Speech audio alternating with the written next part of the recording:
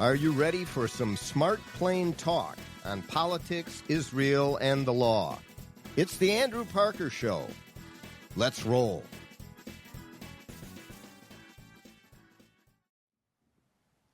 Welcome to another episode of the Andrew Parker Show. Thank you very much for joining us. Once again, this episode, we will talk politics, Israel, and the law. This is episode 494 as we march toward 500 and our 10-year anniversary coming up next month.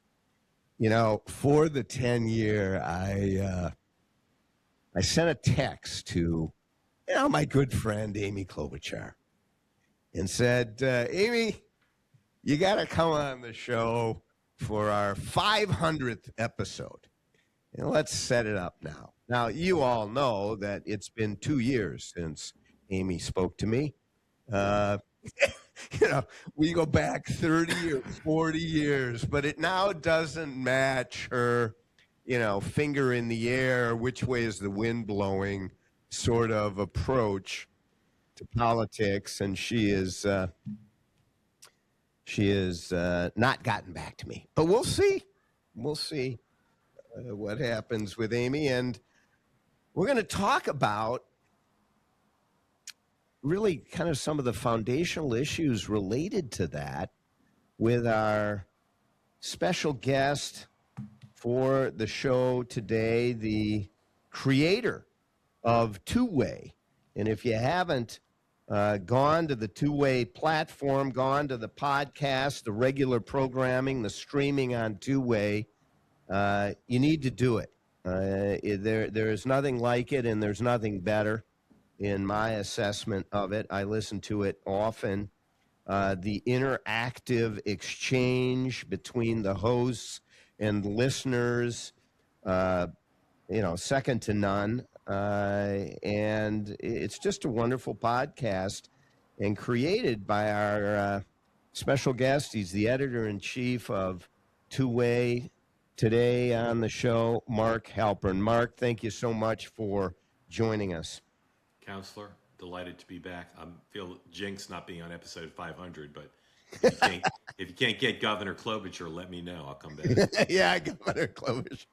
Yeah, absolutely. I'll tell you, I go back a ways with Mark, and I find him to be one of the most unique and best political raconteurs out there. He has had a storied career. He has spoken from the mountaintop. He has risen from the ashes. He is back in full force, and his voice is needed to be heard in the United States. So I am, as I say, thrilled to have him back. Mark, let's first talk about foreign policy a bit. And I continue, unlike some, I continue to believe that our relationship with the state of Israel is still foreign policy. Of course, some say, no, it's not foreign policy at all. It's a bunch of Jews trying to take over the United States for the benefit of Israel. And, they control all policy as it relates to the U.S. Israel relationship. Well, if that were the case, how is it that we have fallen into what I call the October 7th phenomena? On October 7th, massacres, atrocities like the world has not seen since World War II. And yet the victim of those atrocities has, since October 8th, been pummeled. And in fact, it was the spark that has now shifted the entirety of the U.S. Israel relationship. How do you see it? Well, first, thank you for your kind words. I'm still covered in ashes, but well, not with me or not. Tend to take a swim later. For a group of smart, wealthy, and all-powerful people, the Jews in Israel and the United States have really screwed this up. Yeah. The reality is no one I've heard from, no one I've read, has really explained how this happened. There's an unknown X factor or more multiple X factors in this, that some cocktail of anti-Semitism, hatred of Netanyahu, overreach by Netanyahu, and the mood in America to find scapegoats to say no more foreign aid, no more international alliances. Somehow that odious cocktail has combined. The elements of that have combined to produce a situation where supporters of Israel in the United States, in Israel, and elsewhere are just gobsmacked of how a country that after October 7th should be number one on the sympathy list is now an international pariah. It's an extraordinary tale. And I think I say to people, you tell me the percentage of the reason that's anti-Semitism. It's not 0 and it's not 100, but I don't know what it is. But I think to attribute it to anti-Semitism in a majority explanation is a mistake. Israel's conduct, the role of the media, and the advent in both political parties, whether you want to say those House Democrats, including AOC and Nancy Pelosi, who voted to cut off military aid to Israel, or the Vice President of the United States who on the very day of that vote in the House had his interview with Joe Rogan released, in which he said things about Israel that no sitting president or vice president would ever have said in public, but many would have said in private. But the fact that he chose to say them in public, both cause and effect, that vote and the vice president's words, I think crystallize a real problem that I don't see anybody addressing effectively. And I think this is a force in motion that will remain in motion unless the rich, wealthy, brilliant Jews get their act together with their non-Jewish allies. Well, that speaks, without saying it, to AIPAC and the primary bludgeon used by the anti-Israel folks, AIPAC, to kind of open a wound and to use it to further their narrative. AIPAC has, as we talked about earlier this week briefly, Mark, ended their fundraising and endorsement for those who voted to cut off military aid to Israel. And, I'll tell you, the House and the Senate, when you add up the votes, only 29% of the Democrats supported Israel on that vote, and 71% were Republicans who voted with Israel. So what does that mean as it relates to the Democratic Party? Yeah, you can chalk it up and claim it's all Bibi Netanyahu and they hate Bibi Netanyahu. I don't agree with you, and we could spend a whole show on whether Bibi Netanyahu overreached as it relates to responding to the greatest atrocities since World War II happened to the Jews. What other leader would have responded differently? Most would have completely destroyed every person in Gaza and flattened the whole place. I mean to interrupt, but just to clarify, because you misunderstood me, I wasn't saying the overreach was about Gaza. I was saying the overreach was about the settlements. Ah, okay. All right. I thought it was about Gaza, but no. Yeah, I don't think Gaza was an overreach, and hearing you say you agree in terms of the settlements. Yeah, it's the kind of thing where if the Palestinians are not going to handle this peacefully, the Israelis aren't going to continue to have borders that are not properly defensible. Yeah. And that's Bibi's position, and he's holding together a conservative coalition over there. But again, turning to the Democratic Party, where do they sit today as it relates to U.S. Israel relations? Well, you mentioned AIPAC, and this is part of it. AIPAC was a bipartisan organization for Yeah. years, and I compare the trajectory of where they've come to what happened to the NRA. If you go back to the 80s, 90s, aughts, two lobbying outfits, influence outfits, who, through money and grassroots constituency, were unbeatable, got what they wanted almost 100% of the time. NRA, money and grassroots, AIPAC, more just pure money, but also a lot of strategic and tactically smart choices. And to have an organization that could influence both Democrats and Republicans, trips to Israel, campaign contributions, briefings, big events, very impressive. The Democratic Party and the Republican Party both have problems with AIPAC now, both have problems with Israel now. They're not symmetrical. The Democratic Party situation is as evidenced by the fact that Nancy Pelosi and AOC voted against AIPAC the other day.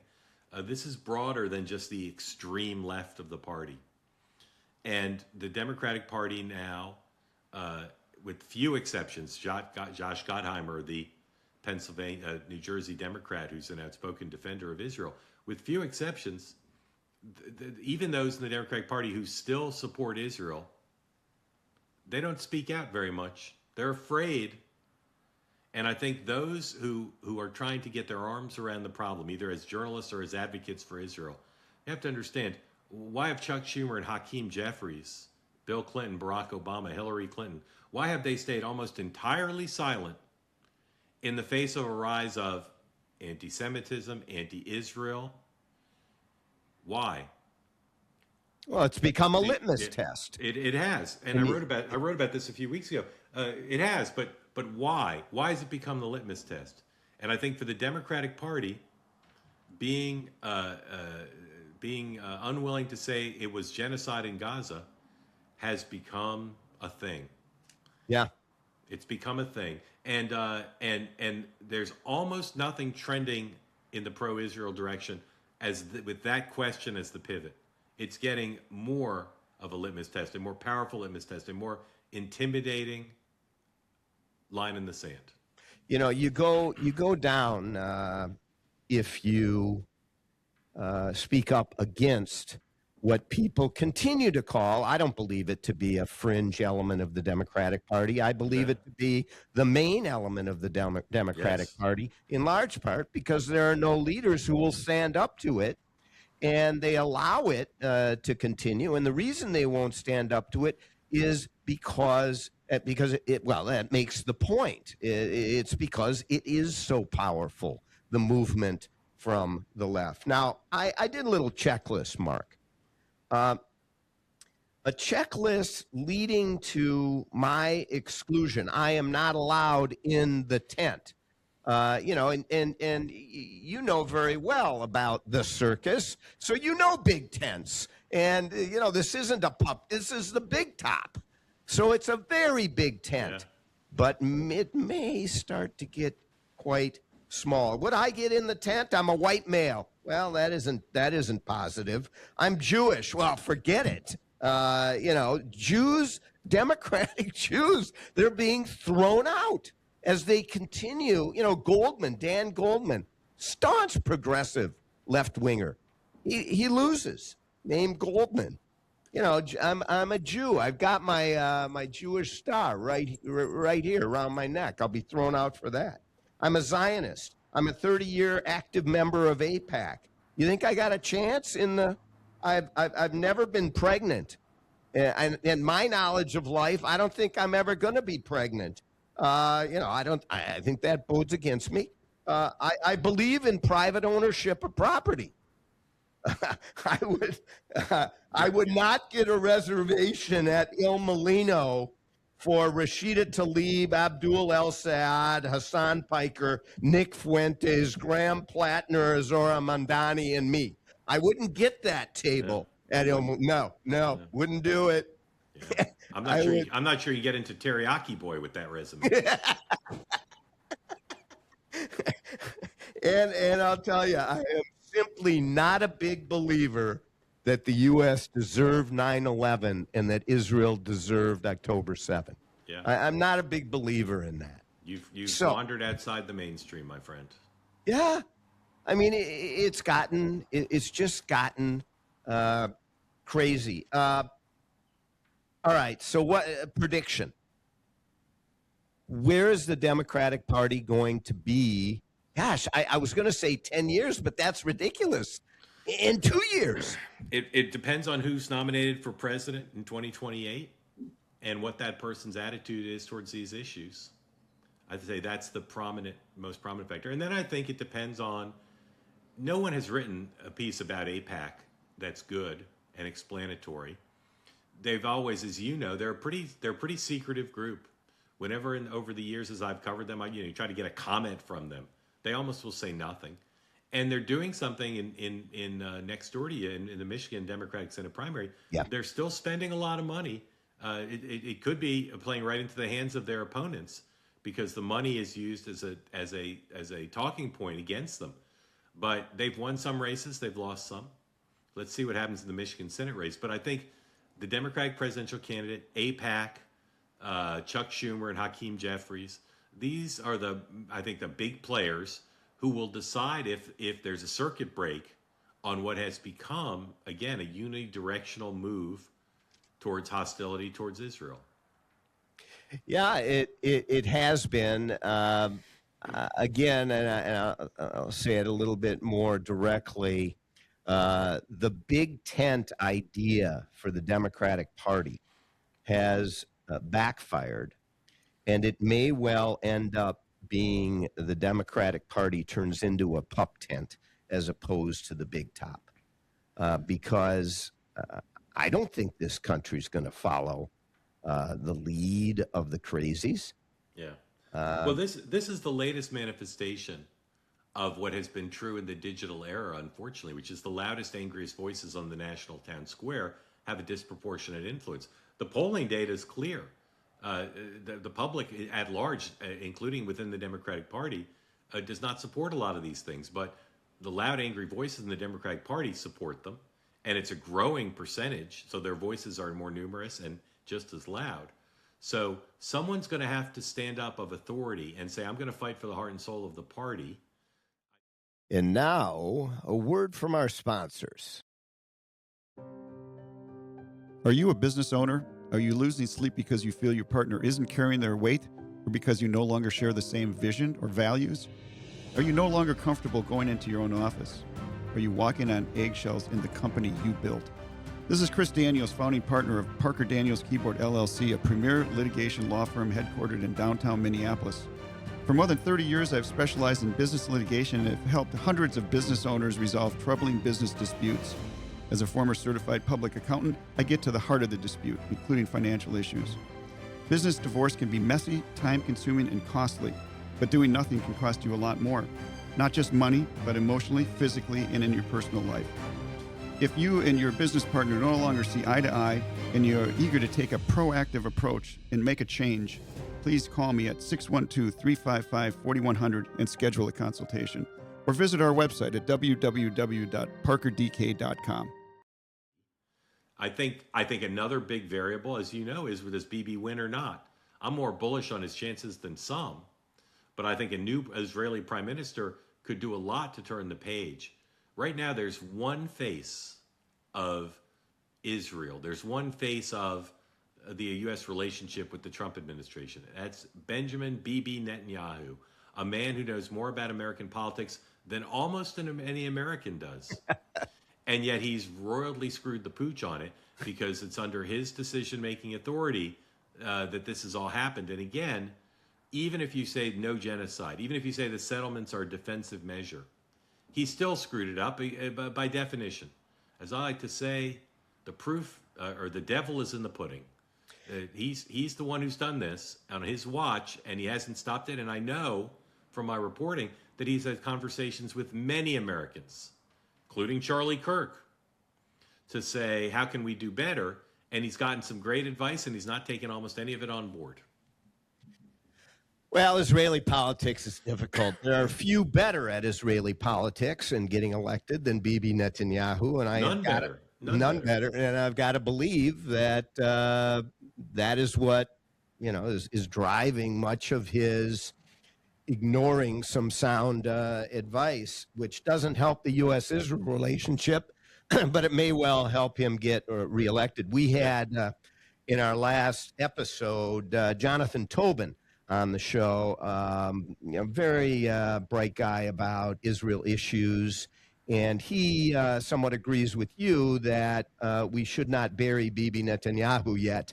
And in fact, he may well have a real shot at getting reelected. My son, who lives in Israel, tells me he's also quite bright on these issues. Tells me that the kind of center right, not the far right or the religious right coalition is going to be the one that wins. But we'll see. Let's turn our attention to, it wouldn't be the same talking with you, Mark, without talking about Donald Trump a little bit. How is he doing in the prosecution of this Iran war? I don't think well. I know the president will tell you he's done well. And look, let me make the case for his argument before I dismantle it. Iran's nuclear capability is diminished substantially.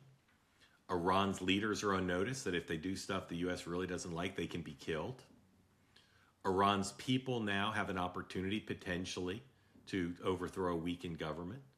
Iran's ties to some of the nations in the region have been potentially diminished. And some parts of their conventional weapon capacity has been diminished.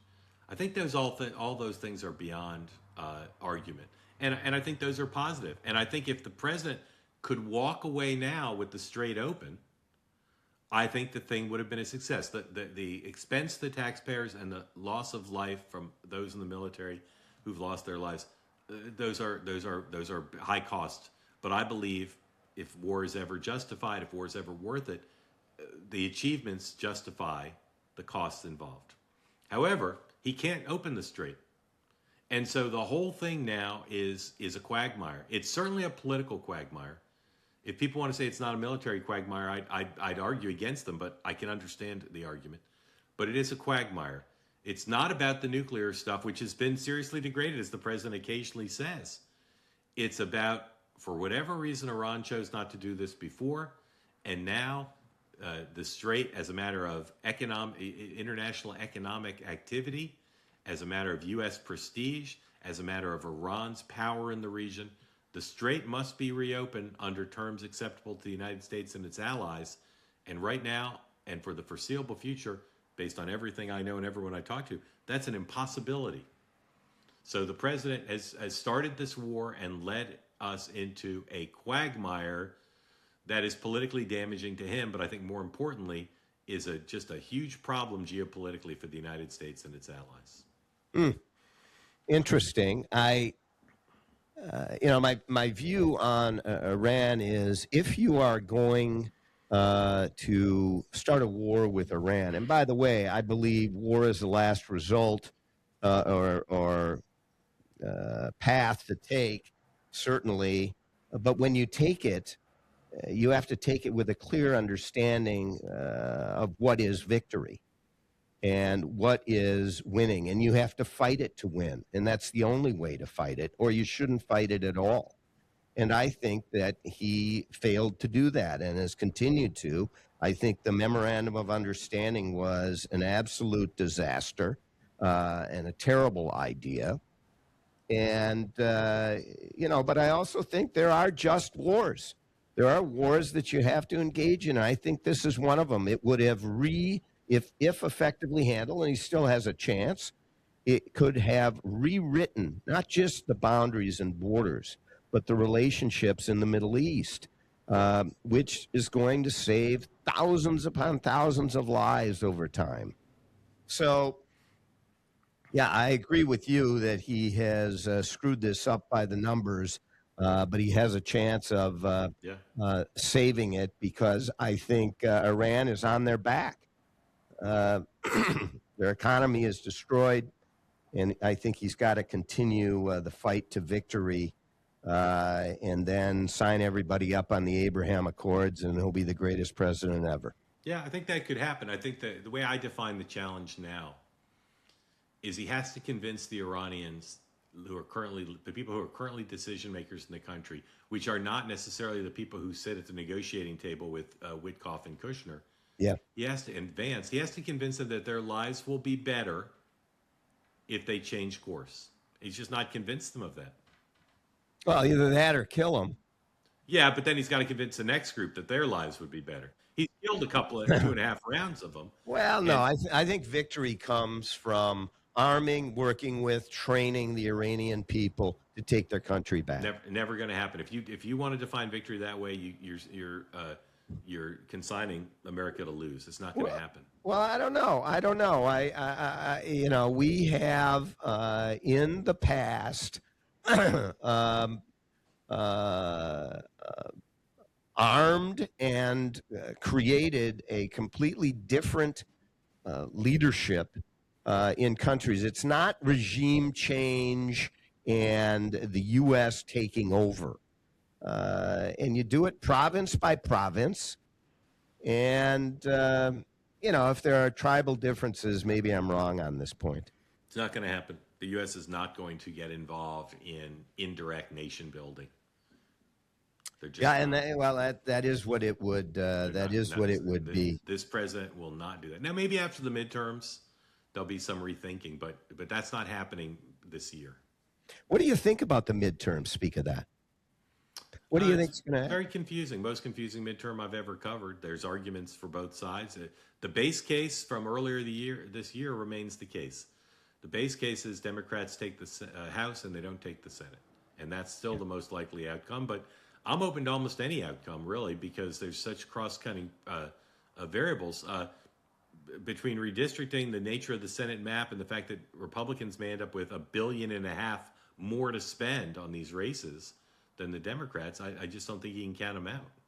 How many districts do you think in the country, congressional districts in the country, are there where Tip O'Neill or Scoop Jackson or Daniel Patrick Moynihan or Hubert Humphrey could get elected today? I don't know that there are any. No, a couple hundred. Yeah, Josh Gottheimer, his district. Yeah. That's about it. Yeah, probably your district. Who's your congressperson? Ilhan Omar. Yeah, Tip O'Neill could beat her. It's beautiful. He could beat her. He'd look her in the eye and say, "Missy, I think you've wandered into the wrong congressional district." You can't make it up. Let's turn our attention to the media. You have lived, breathed, been a part of, led, followed in this industry for a long time. Where does it sit today? I think there's some green shoots in independent media. I think the consumer choice is there for a smart, discerning consumer who can find shows like yours. And I think the challenge is to fuse three separate elements, and I believe this is the path to the future. It's the path I'm following. One is you need independence. You need a media that is identified not with an institution or an organization, but a personality that people trust. I'm writing these down. Okay, and you need the energy and the spirit and the community of brand, individual brand journalism, independent journalism. Two, you need the economies of scale of big places. Your podcast, my podcast, we're not filing a lot of FOIA requests. Maybe you are because you're a lawyer, but they're not. We have no bureau in Kabul. If somebody blew up the federal building in Oklahoma City now, we would not send 50 people there.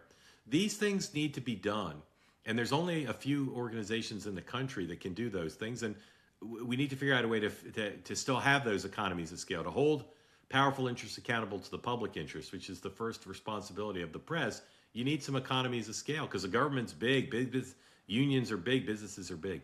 And then the third thing is we need to get out of a world where the legacy media is all liberal and pretends they're not, and then you've got places that are avowedly conservative or avowedly liberal. We need some places that actually care about the public interest regardless of ideology. And so the future of media, the present of media, is some places who do one or two of those, very few places that do all three. We need the places that do all three. And I'm hoping that happens. I'm hoping that Barry Weiss or me or a few other people find a way to do all three under one roof. And then I think the consumers will get what they deserve and what many, many consumers actually want. Yeah, it's absolutely true. And you mentioned Barry Weiss at CBS. It would be interesting if a Fox-like conglomerate in the middle that did what you're doing on your show really could blow it up and become I think they would become the media to watch, and people would go there. Well, two-way is going to become that one way or the other. It's either going to be because we partner with folks, which we're doing some of now, or we grow very big, which I hope we do, or somebody buys us. Two-way will be that. I'm quite confident because that is what people want. They want personality-driven, casual conversations, and it doesn't mean you don't hear Ilhan Omar or you don't hear Charlie Kirk. It means they're part of a conversation that's fairly moderated. We want all voices as part of two-way. We don't want just moderate, centrist, and independents. That's not America. We want everybody, but we want everybody to get a fair hearing, to be treated with peace, love, and understanding. We want everybody to have a chance to say what they say. And when people come on my platform and they listen and then they complain and they say, Mark, you had someone on tonight. I didn't agree with him at all. He was horrible. And I say, you thank me. Don't criticize me. Don't complain. Yeah. You just got to hear what tens of millions of Americans believe in a forum that respected their point of view. And now you know where the other side is or another side is. That's what we need. And I'm confident the two-way will be that. Two-way, what is it? Two-way.tv? Is that Two-way.tv on the internet, and then you go to our YouTube channel, Two-way. It's also two-way the word .tv. But just search Two-way in your browser and look at our website and look at YouTube. Subscribe, everybody. I mean, it is the way of the future. It's two-way. And, get on the list and then listen to them and engage. The interactive nature of it is fantastic. And if you go on their website, they got this trivia show that's fabulous as well. I love that you're doing that as well, Mark. We're talking to Mark Halperin, editor-in-chief of Two-Way and the changing media that is going to, God willing, take over and become the main source for all of us. Mark Halperin, thanks so much for being with us today on episode 494. And almost got it. I thought I could be the seventh caller and win the Hall & Oates tickets and dinner for two at Justine's. But it was Sarah Smile. 494. Yeah, 494 is not. All right. Thank you so much, Mark. Good to see you as well. That's Mark Halperin. And before we go, I just want to suggest you to also go to theandrewparkershow.com, theandrewparkershow.com, subscribe, like, send us your email, and you'll be hooked before you know it. And one more thing, be kind to your neighbor. For more Smart Plain Talk, go to theandrewparkershow.com. Learn about all of your listening and viewing options.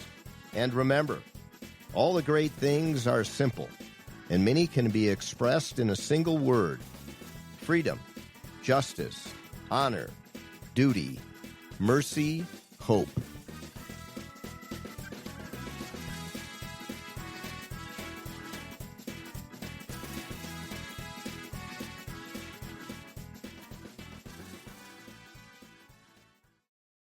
This episode of The Andrew Parker Show is sponsored by Parker Daniels Keyboard. Mark Twain once quipped, "A lie can travel halfway around the world while the truth is still putting on its shoes. When you are lied about and it spreads, the resulting mayhem and destruction can be, and often is, disastrous." Hi, this is Andrew Parker, co-founder of the Parker Daniels Keyboard Law Firm. I recently handled a high-profile defamation lawsuit on behalf of a luxury home real estate agent whose business was decimated by falsehoods spread about him. After nearly 2 years of litigation and 2 weeks of trial, the jury came back with a verdict of more than $2 million for our client. Parker Daniels Keyboard. We litigate cases, we try cases, and we win cases. With a record of excellence in achieving extraordinary results, Parker Daniels Keyboard lawyers have consistently won huge verdicts for its clients in the areas of defamation, civil rights violations, regulatory battles, and intellectual property theft. For wise counsel and winning results, contact us at Parker Daniels Keyboard, premier law firm in downtown Minneapolis.